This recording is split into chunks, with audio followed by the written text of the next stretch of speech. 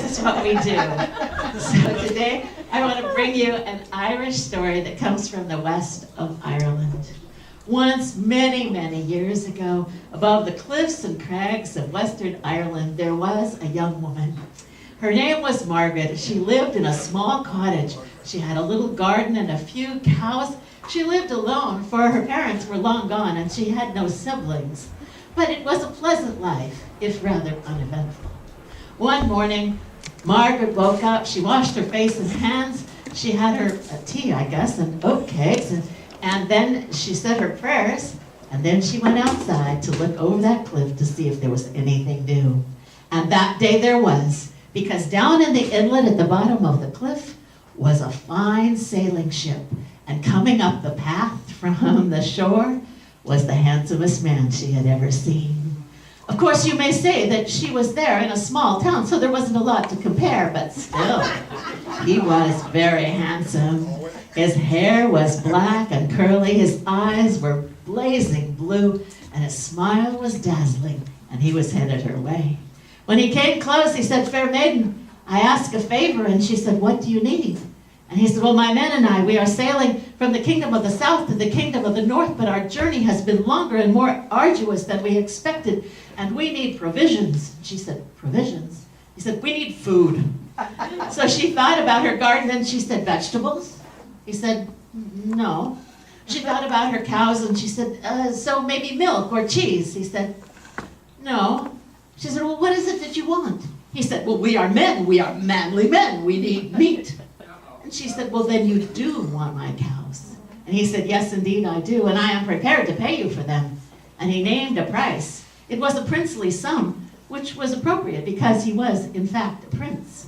But Margaret shook her head, and he upped his offer, and she shook her head again, and he said, "Then name your price, fair maiden." And she said, "The cows, you may have the cows, no charge." He brightened. "But you must take me with you as well." He said, "But surely you know that a woman aboard a sailing ship is nothing but bad luck." And she said, "And surely you know that that is nothing but a foolish superstition. In any case, it's the cows and me, a package deal." Well, he considered, and I guess he approved of the package because he agreed. And so Margaret put a few things in a bag and got her cows, and she followed Simon, for that was his name, down to the ship. When the sailors saw Simon approaching, and they saw that he had cows with him, they were very happy about that. But then they saw Margaret, and it looked like she intended to go with them. They were not happy about that. And so when Simon came close to the ship, they said, "What are you thinking? Surely you know that a woman aboard a sailing ship is nothing but bad luck." And to his credit, he said, "And surely you know that that is nothing but a foolish superstition. She is coming." They said, "Who says?" And he said, "Simon says." That does it. And so Margaret joined them on the ship. They set sail, and the first 3 days were fine. They had good winds, and they made excellent progress. And then the wind stopped. They were becalmed. And Simon had everyone go out and row. And they all manned the oar. Well, Margaret womaned the oars, but they were making slow but steady progress. And then one day, even though there was no wind, there was a roiling in the waters, and the waves got higher and higher. There were white caps. Have you ever seen any of those ancient maps?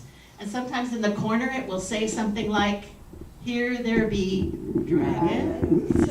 Well, suddenly there was a whoosh like a volcano in the ocean, and there was a terrible, horrible, no good, very bad sea dragon. And he rolled his terrible eyes, and he gnashed his terrible teeth, and he showed his terrible claws, and then he said, "Throw me the red woman." Well, I haven't told you, but they all knew who he meant, because Margaret was often called a red woman. Her skin was like cream, but her lips and cheeks were rosy, and her hair was like a flame of fire. And Simon shook his head and said, "No, I will not." And all the other sailors said, "We told you she'd be bad luck. Throw her to the dragon." He said, "I will not." But in the confusion, Margaret let herself down the side of the ship with a rowboat, and she began rowing away from the ship. And as soon as the sea dragon saw Margaret rowing the opposite direction, well, he followed Margaret. And she rowed as fast as she could, knowing that she couldn't outrow the sea dragon. But Margaret had a secret. When she had left the ship, she had brought with her a battle axe. It was concealed in her skirts. Now, we always think that all those voluminous skirts that those women wore back then were just nothing but trouble. But you know, you could hide some pretty good lethal weapons in those skirts. And you know, so many of the fair maidens I see these days, you couldn't hide so much as a thimble in their outfits. And so Margaret knew that she just had one chance. And so she waited as the dragon came closer and closer and closer until she could see each individual scale on his neck, and she could feel his breath on her face, and she could smell his breath too. It was horrible. And then when he got very close, she took that battle axe and she heaved it into his gaping maw, and his roars turned into screams of agony, and he twisted and thrashed and finally disappeared below the waves. And all of that twisting and thrashing had sent Simon's boat farther out to sea. But Margaret's little rowboat, it had sent the opposite direction. And finally she landed on a shore with such a thump that she bumped her head, and she was out cold. She came to a couple of hours later with a soft rain pelting her face. She jumped up and looked out to sea, but she did not see Simon or the ship. So she turned around the other direction, and what she saw was sand, and then woods, and a path through the woods. And she could just see a little glimmer of light at the end of the path. And she thought to herself, well, where there's light, there are people, and perhaps a place for me to stay. And so she went toward the light, which you know is usually pretty good advice. When she got to the end of the path, though, she saw a little cottage. And I know that since it's a fairy tale, you're thinking gingerbread and candy. But actually, no, it was a very ordinary stone cottage with a thatched roof. But she knocked at the door, and the door was answered by an old woman with gray hair and a wrinkled face and a long dark dress. Do you know anybody like that? And she said, welcome, welcome. I was just sitting down to eat. You may join me. Now, what Margaret didn't think of was one of the big things that you always remember when you are in a situation that's strange with strange creatures, and that is don't eat anything. I mean, think of poor Persephone, right? But Margaret wasn't thinking of poor Persephone, so she sat down and devoured an entire bowl of Irish stew. It was delicious. A little bit of an unusual spice, but delicious. And then the hag showed her to the guest room, and Margaret forgot about the other big rule about when you're in a situation like that.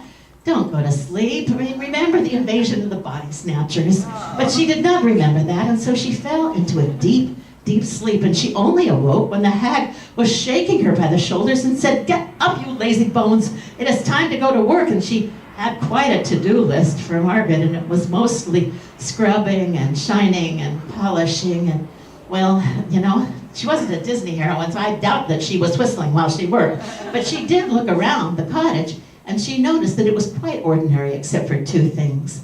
And that was above the fireplace, there was, hanging on a silken cord, a silver ring, ancient, curious workmanship.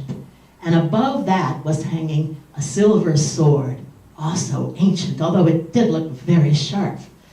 Well, she looked at the hag with a question in her eyes, and the hag said, I was not always an old woman in a little cottage in the woods. I once had my own castle.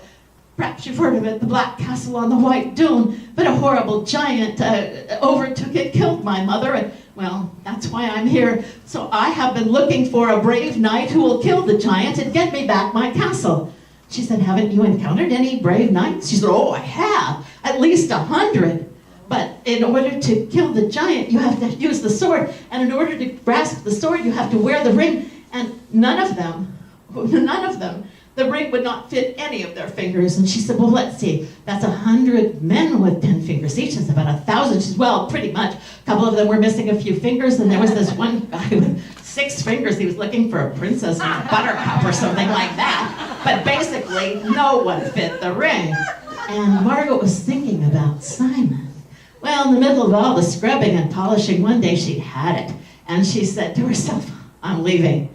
So she went to the door, she opened the door, and standing there in the doorway was Simon, with his hand raised as he was just about ready to knock on the door. You know, like sometimes you call someone on the phone and they answer the phone before it even rings. She said, Simon, what are you doing here? And he said, oh, Margaret, I've been searching for you for days.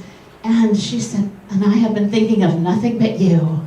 And so they clasped hands and they turned to leave when the hag said, "You can't leave."